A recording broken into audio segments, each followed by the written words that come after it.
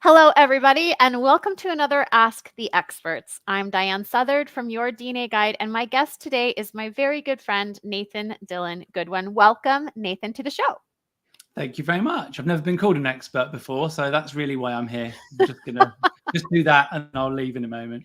No, you have to stay because I have lots Okay. of good questions. But before I do, for those who don't know Nathan, I just want to introduce him a little bit to you. So Nathan is a genealogy crime mystery author. Say that 3 times fast. And it is such a niche audience, but you have such a loyal following because you've done such an incredible job creating these wonderful fictional worlds and incorporating what all of us love, genealogy, so seamlessly into these worlds where we all feel like we're a part of it, but we understand a little bit more maybe than the average reader about genealogy. And so it makes it even more fun for us. But let me stick to the script here. So your bachelor's is in radio, film, and television studies, and your master's in creative writing.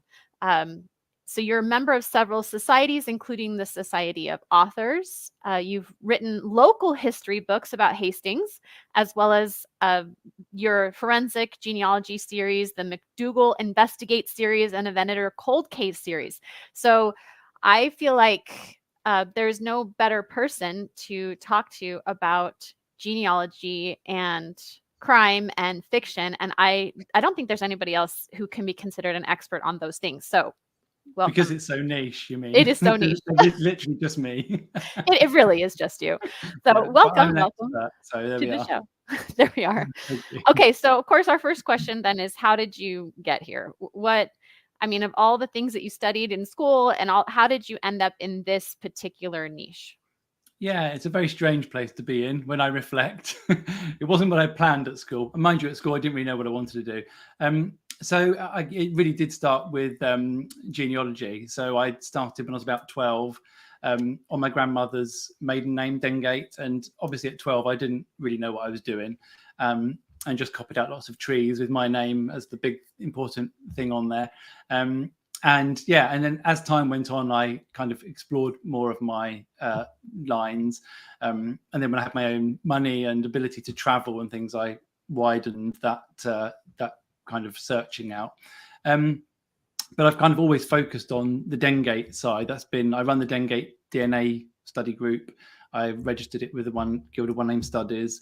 And it was actually through that pushed me into factual writing. So as you said, I did some books on Hastings, and that came about purely because I was doing some Dengate research in Hastings Library, where I came from, and I was looking through these lovely old newspapers for the war, and just basically extracting Dengate information.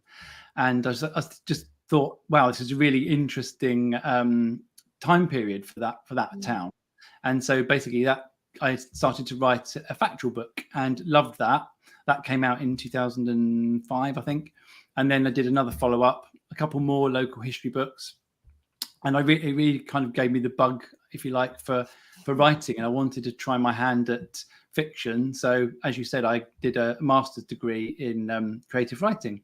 And on that course, I came up with the idea, the little niche of, having a detective story, but having the detective, instead of being a regular police or private investigator, whatever, having him as a genealogist, and he has to solve the crimes in the past using genealogy. But still, then I didn't think for a moment this is my job now. It was very much for that course, and. But then the course went on, and my classmates were really kind of supportive and going, write some more. And so, I kept writing, and then I sort of finished it by the end of the course, but still with absolutely no intention of publishing it or that being my job. Became a primary school teacher instead, totally unrelated.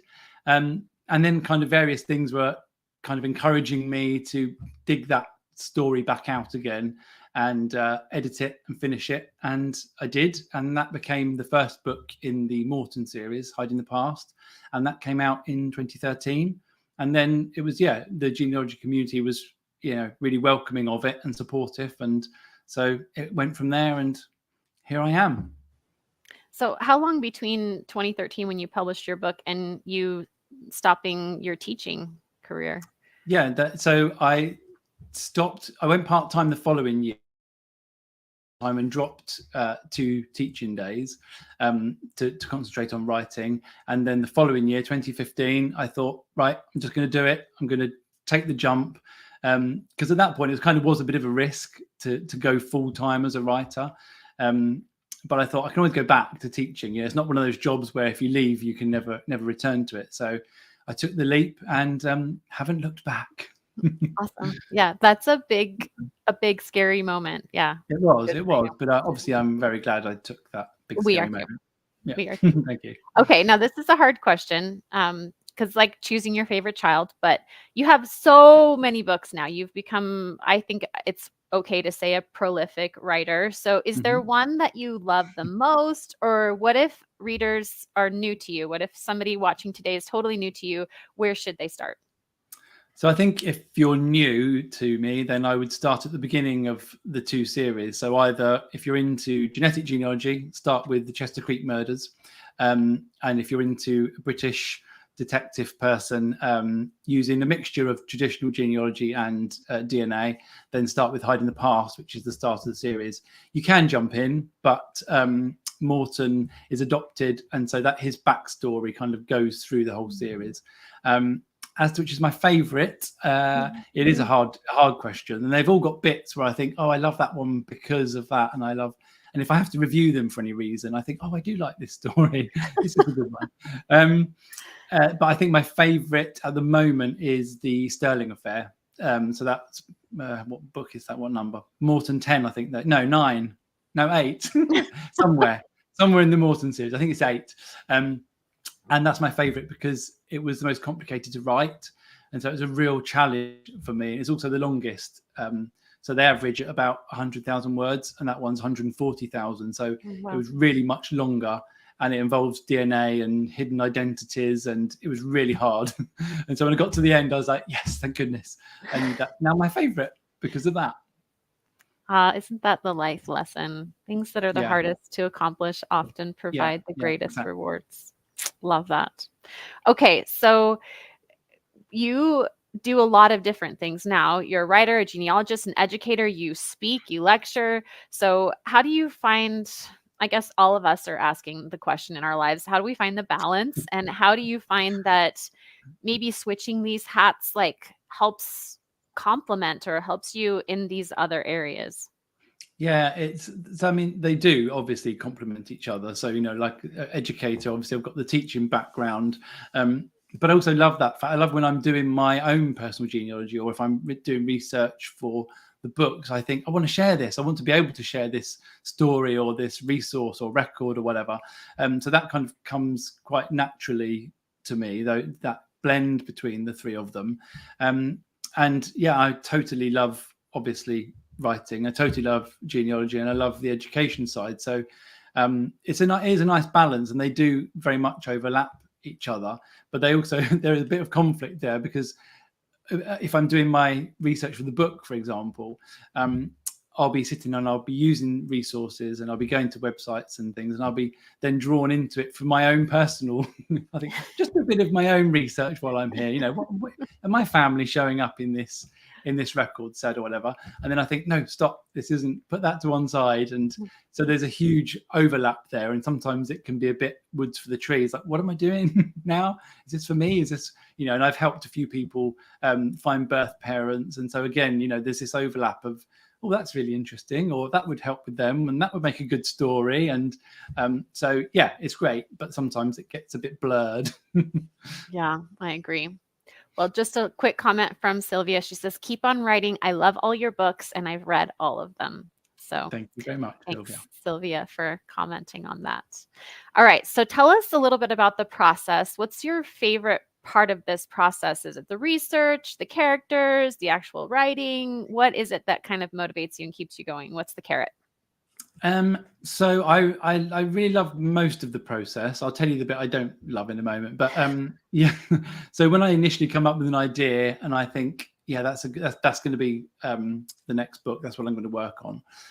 I just love the research process. So I will get loads of, but if it's a Morton one particularly, obviously part of it is set in the past, and that time period varies. So it could be Second World War, it could be 1800s or whatever. And so I get loads and loads of books and resources on just the time period in general, and then specifically about, if it's about smuggling, then that will be my focus. And I'll really delve into the period and become an expert for a moment on that particular world. And I love that. And then I start to then pull the genealogy into it and think, well, how is Morton going to solve this particular case? And if it's for the Venator books, the DNA ones, then again, it's doing all that research. Well, what is the cold case they're working on? What's the backstory? How's this going to work? And all the characters' own personal stories. They've each got, issues in their personal lives, and they've got other cases that they're working on. So I really love that, pulling it together and kind of fleshing out the story and questioning myself about, well, how is this going to work and everything. And that period can kind of be up to 3 or 4 months, even just that just doing the research. The Morton book that I'm going to be doing, I'm sort of half doing it now. I've done, I think it's like 50 pages, more than that, of notes that I've taken, quotes and things. And then I sit down to get on with the writing, and I love the writing part. And if I've done the research properly, then the writing generally happens quite quickly, and I love it. I really love it. And I never ever have that Sunday night dread of work tomorrow. Actually, I have the reverse. If I haven't done any writing for a while, I miss it. And so I really love the whole thing, and I really get absorbed into the process. And I really do. I know it sounds mad, but I really do. The characters take over, and I feel like I'm writing things that I didn't come up with, if that makes sense. I think I didn't think of this. They're doing this. It's definitely wasn't in my head. And then so I love all that.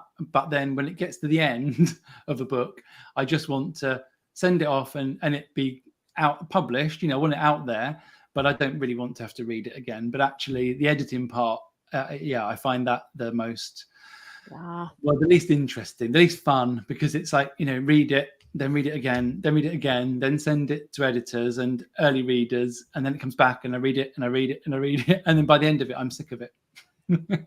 I hear you. And I'm ready to move on.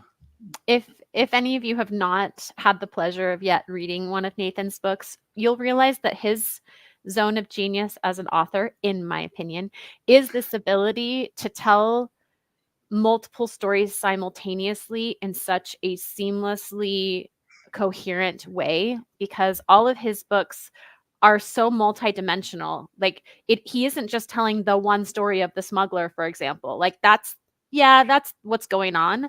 But there's so many side stories with all of the character development, and each person gets their own kind of moment to shine in a way. Yes, Morton's the star, but like everybody has a moment, kind of. And especially in the Venator series, like everybody has their own whole entire book that we could write about them. And I just really love how well you weave all of these together, because that's life, right? Like we're all our own stories and we're all intertwining with each other. And I just think you do that so well. So I'm very, I just love that about the way you write. It's tricky with the Venator one. It's great having such a big team. I mean, it's not a big team. It's only 4 of them, but it's great because I can alternate between the characters, which means when they're doing something that's perhaps a bit laborious and not very interesting to read, if they're just literally sifting through pages of census or whatever, it's good because I can then cut to another character and avoid that and go 2 hours later they found what they were looking for. But also then there's the flip side of that is that then I've got to write a lot about their own personal lives and backstory, and it's trying to remember all that. I bet it's hard to keep track of, but yeah, you do it well. And I just wanted to share what Riona says. Sounds like you're an original. Have you ever helped with real detective work? She wants to know. No, I haven't. Not in the detective sense. Like I said, I've helped adoptees find birth parents, but not in a detective police sense. I would like to, and I'm kind of hoping that one day we'll do investigative genetic genealogy over here in the UK, and that maybe someone might call upon my services. That'd be good. It was kind of my what I was thinking I might like to do when I was at school. So I think I'd be a good detective. You are. So I say. All right, next question. How often do real people you know inspire characters in the book? So so at the beginning, when I first started writing, not very much at all. I think because I did start in a creative writing course, I think I had it in my head that it all needed to come from me in my head, and it needed to all just be purely fictional. But as the books have gone on, I've kind of been looking more at real situations, real people, real events, because I think actually that's where some fantastic stories come from in real life. But better than what I can come up with. And certainly as the books have progressed, I've got more and more real people in there. So the Venator book that I'm working on now, that's got a real retired medical examiner in there. He's appearing as himself. I've got a real LA detective appearing as herself in there. And obviously in the latest Morton book, there were several cameo appearances from yourself included. Yes, and I think that it's kind of fun, to have those real people in. So that when people are reading it, they go, "Oh, I know those people from the genealogy world," and I think it lends a bit more authenticity to it, as well as being fun. So so more and more I do include real people with their permission. That's really fun, of course, because it's fun to see yourself in print, no matter where it's at. Yeah. So Barbara has a question for you about how do you keep track of your notes? You said you've got 50 pages of notes. Are those, and we had another question about, are those longhand? Are you doing those on a computer? How do you stay organized? Oh, I wouldn't say I was organized. So it's a real mixture of things, because I work several books in back of my head for the future. And so if I happen upon a story like today, I think, oh, that's a really interesting story that could be a book in the future, then usually I'll email myself, and I've got a writing folder. So it just goes in there, and, occasionally I'll review it and then pull those bits and pieces out. Once I've actually started on a book, I use Scrivener to do my writing. And so I have a notes folder. So what I'll do is I'll be reading these books or going through documents and things, and so that is where I will be putting all of the information for this one particular story. But I also have a notes folder on my phone, and so I wouldn't say it's organized, but I've got various places, and very often I'm thinking, where did I see that story about? And what it's like with IGG, the story is just a daily, this new case is solved and a new twist. And I think, and I sometimes email myself. And so, I'm forever searching for these things I need. So not organized, but I do have my ways. You have your own system that works for you. Exactly. Okay. What's the biggest obstacle you face when you're trying to write something really good? Well, honestly, it's time. It's just literally sitting down and getting on with it. I've got so many ideas. I've literally got notes files for the next 4 Morton books. I've got the next 3 Venator books. I've got other ideas. So it's time is the bigger thing. But I suppose if I'm considering ideas, particularly for the Morton series, obstacles would be how is he going to solve this? So I might find a really fantastic story that I think this would be great. But if the documents aren't there, for example, to help him solve it, then it's pointless. I'm really interested in that kind of the Reformation period following, when Henry VIII dissolved all the monasteries, and I think that's fascinating. But how can Morton solve it? There'll be, there's nothing there record-wise, so that's an obstacle. So sometimes ideas just instantly get dismissed because he can't solve it. So, but the bigger thing really is time. That's my main obstacle. Well, that reminds me of this comment I saw from Taminar. She says, Nathan, you have the same problem as all my favorite writers. I read much faster than you can write. Yeah, sorry about that. I'm going as fast as I can. I know. Okay, and speaking of, you did actually recently publish Morton 10, The Deserter's Tale. So tell us about that. Yeah, that was a strange one. So this time last year, roughly, I was working on what I thought would be Morton 10, which will be this story I've kind of done the research for. Basically, it's this hop-picking murder mystery set in 1920s Kent. And I stayed in these hopper huts. I was doing all the research. So I've done the research for this book. And then I went to RootsTech last year and I thought, I really should get Morton to come to RootsTech. And it was going to be last September was the 10-year anniversary since the first book was published. And I thought that could tie really nicely with a really short story. So Morton goes to RootsTech in February 23. And then there can be something like I won't give away what actually happened, but something can happen in September 23. So the 10-year anniversary. And it'll be this really short story that won't be a number. It won't be Morton 10 because it's going to be so short.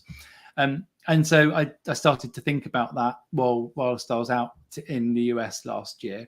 And then I got back and started to write it. So I thought, yeah, this is a really good idea.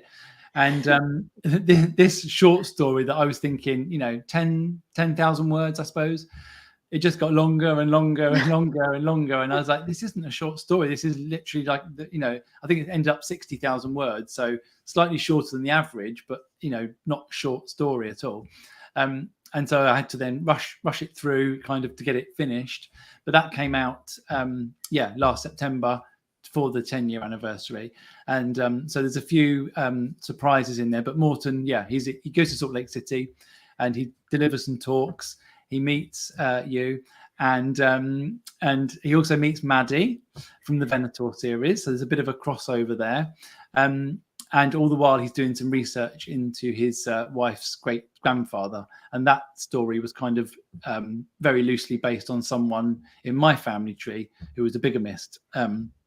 So it was a really fun book to write. It just got longer and longer, but it was really fun to bring in all these real people and lots of some of the records and people were real. So it was good fun. Yeah, it is good fun. And like I was just saying about characters and things like that, like I do think that bringing these both real people like myself and then Maddie, which is like, what? I mean, when you read that, you're like, oh my gosh, there she is. Like, it feels like, again, like they should know each other, obviously. But anyway, it just is so cool. So I just really loved how you did that. Okay. So let's talk about what you and I spend a lot of time talking about these days. Yeah. So for those of you who don't know, and I've seen several of you comment about coming to last year's pre-RootsTech murder mystery dinner event that Nathan and I put on together last year. And so thank you for sharing that you loved it and it was fun. It's so after so Nathan and I last year turned his one of his Venator books into a murder mystery event dinner. So we took the principles and the story in the book and we created all of these clues and we led everybody through it in this awesome 3-hour experience. But after it was over, we were like, yeah, no, we're not doing that ever again. It was like so much work. But like having a baby, like come like fall, we were like, I don't know, wouldn't it be kind of fun? We would do it differently, right? We'll do it better. It won't take so much time. And anyway, we fooled ourselves into thinking that we had enough time in our lives to do it again. So we're doing it again. Nathan and I have met like every week for the last, I don't know, we took a break for Christmas, but for a lot of weeks to put together another fantastic event. So Nathan, tell us about our event. So, yes. So basically it is 3 bodies, unidentified bodies, have been discovered in the Superstition Mountains. So it's called GSI Superstition Mountains in Arizona, that is. And they've obviously been there a long time. They've turned to skeletons. And it will be your job, if you come along, to identify these does, and basically will be a mixture of instructions. So we'll show you how to do it. Lots of fun and creativity, and hopefully you can identify who the 3 of these bodies are, and possibly identify their killer as well. So it's really lots of fun, and it's going to be a really good, fun, creative time, but with some real instruction about how this really is done in real life when people are trying to identify these people in these cases. So it's going to be great. Looking forward to it. It looks like Diane will be joining us. Diane, we can't wait to see you. And then there's this great question here about, she says, on the fence about signing up. She's going to RootsTech, but your host and friend knows nothing about DNA, just genealogy. Should they both come, Nathan? Definitely, of course, you should come. Yes. So I think, we basically, it's aimed at complete beginners. So you really don't need to have any prior information or knowledge about it. We guide you through the process, and we give you some basic instruction of this is what you'd be looking for. This is how to do it. Here's some documents. Here's some fun puzzles. Here's some, lots of creative ways, but you don't need any previous experience. So definitely come along, and you get dinner and you get to meet us. What more could you want in life? Absolutely. So Lisa came last year. She says she recommends the mystery dinner at RootsTech. She went last year. It was really fun. And plus you'll have, so you sit at a table. So some of the activities you'll do on your own, but of course, if you're there with your friend, you could do them together. But other activities you do as a table, you literally need zero genetic or genealogy experience to be successful. Like, we really do give you all the things that you need, and it's not terribly difficult, but still the tiniest bit challenging. It's fun. That's the main thing, isn't it? We're trying to make it fun. It's fun. Obviously, it's a serious topic, but we try to make it fun. Yeah. And then Bridget's asking about having it virtually, which is our plan, to offer a virtual event for this Superstition Mountains as well. So watch for that. If you're not coming to Salt Lake, then you can definitely watch out for our virtual event. But if you are coming to Salt Lake, or you already live here, we would really, really, really love to have you with us. We would. Okay. Last question. Are you working on a new project, and how could you describe it without telling us everything? I'm working on hundreds of projects. How long have you got? So the Morton book that I said I was working on this time last year, that all the research is done, and I've done 10,000 words. But that's kind of waiting in the wings while I finish Venator 3. So that's really my current focus, and I'm creeping up to halfway on that. So I'm hoping that'll be out kind of May-ish time. And so that's, as I said, that's got some real people in it. It's set in California, Los Angeles, Hollywood area. Serial killer, obviously, from the 1980s. And that's all you're going to know about that. I'm also launching a writing course, so specifically for writing genealogical crime mysteries. So go to, I can't remember any of the website stuff for that. So if you're interested in that, look on my social media, and there are links to sign up for expressing your interest. And what else am I doing? Obviously GSI, and I think that's the main ones. We've got a question. Will there be a new Mrs. McDougall? Yes, that's another one. So that the Mrs. McDougall series, essay series, I've only done one. It's an intention of a series, and so there's not a huge amount of genealogy in that. It's based post First World War, and it's a distant relative of mine, and it's kind of an imagination of how she coped just after the war with some two of her three sons died in real life, and it's kind of my imagination of what happened when she went then to find out what happened to them. So the short answer is yes, there will be more. I just need to fit it into my schedule. I'm kind of hoping next year, because I do get lots of people asking if she's going to come back, so I'm hopeful for 2025. Don't hold me to it.